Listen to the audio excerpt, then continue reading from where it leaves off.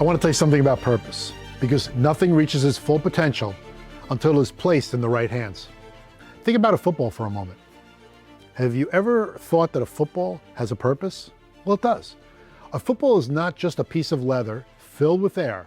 It was designed, it was shaped, it was crafted for a reason.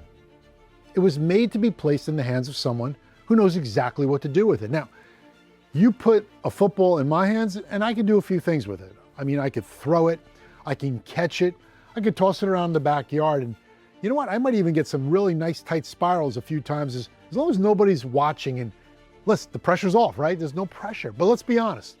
In my hands, that football will never fully become what it was created to be. Now, put that same football in the hands of, say, Tom Brady, different story. In his hands, that ball cuts through the air in a tight spiral. It moves with precision. It hits a receiver in stride. It does what it was designed to do because it is in the hands of someone who understands how to use it. Now that is the power of being in the hands of a master. The football did not change. The hands changed.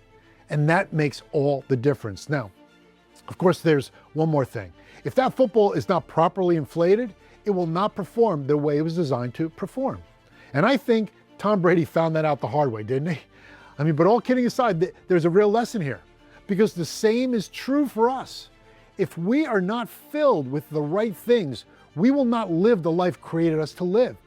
If we are filled with pride and fear, bitterness, insecurity, selfish ambition, or the opinions of other people, we may still look the part on the outside, but we will not fly the way we're designed to fly.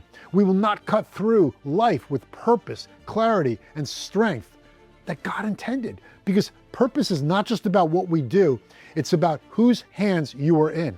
And that is where a lot of men miss it. We want purpose, direction, impact. We want to become the men God created us to be, but we keep trying to live that purpose while staying in our own hands. We try to control everything, to force the outcome, to prove ourselves. We try to perform our way into significance, but a football was not designed to throw itself. And you were not designed to lead your life apart from the one who created you. Ephesians 2:10 says, "For we are God's workmanship, created in Christ Jesus for good works, which God prepared beforehand that we should walk in them." That verse is powerful. It says, you are God's workmanship, that means you were created and crafted. You were designed with intention. You're not an accident. You are not random. You are not just taking up space until life runs out. God created you in Christ Jesus for good works, and those works were prepared in advance. In other words, God had purpose in mind before you ever took your first breath. But here's the question. Are you in the hands of the Master? Because the purpose God prepared for us cannot be fully lived out while we are still fighting Him for control. We have to surrender, to trust Him, to let Him fill you with what you need on the inside so He can use you the way He designed you on the outside. And that is not always easy. Because surrender sounds good in a Bible study, but it gets real when God starts asking for control.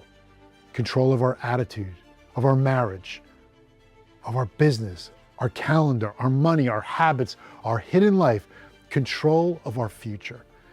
And most men want God's blessing, but not all men want God's hands. Let me tell you something. The safest place you will ever be is in the hands of the one who made you. He knows how you're wired.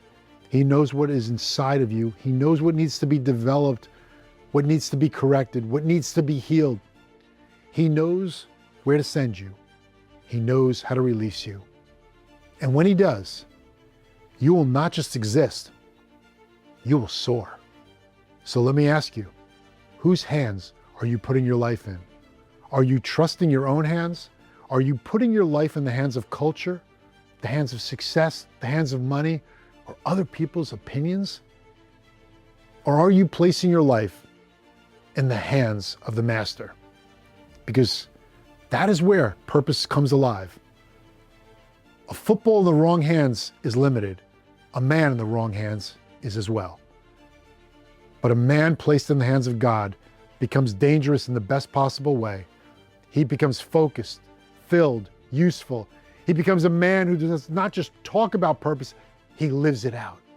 So today, ask God the simple question, Lord, how can I live out the purpose you created me for? And then be willing to hear the answer, because it may start with this: put your life back in my hands. That is where purpose begins. That is where identity gets restored. That is where a man becomes what he was crafted to be. Because when your life is placed in the hands of the Master, well, you could finally become everything he created you to be.